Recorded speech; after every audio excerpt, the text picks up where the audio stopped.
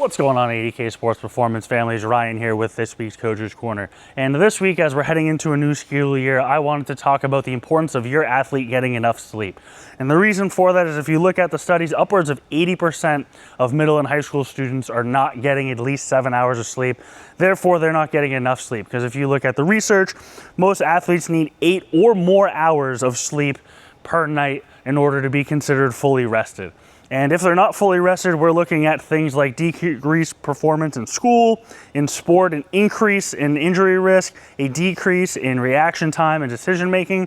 So a whole lot of negative side effects of athletes not getting enough sleep. So it's important, especially now we're about a week out from a lot of kids going back to school, to start setting some habits in order to get some better sleep. So doing things like getting off of our phones, shutting down that screen time about an hour before bed is a great way to kind of let our brain down regulate and get ready to go to sleep.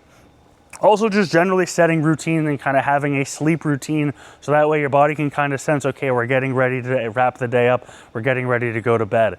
And having good sleep hygiene kind of goes into that, of making sure that you have a nice routine, you have a nice dark room, a nice cool room, so that way your body can again get into a nice sleep state.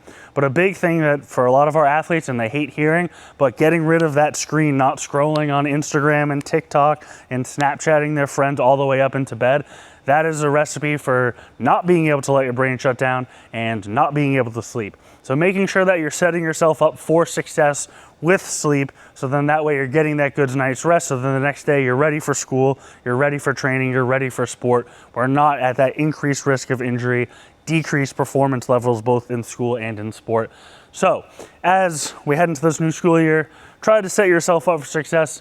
Set that sleep routine. If you have questions about how you can set yourself up for success in terms of sleep, feel free to reach out, and we will see you in next week's Coach's Corner.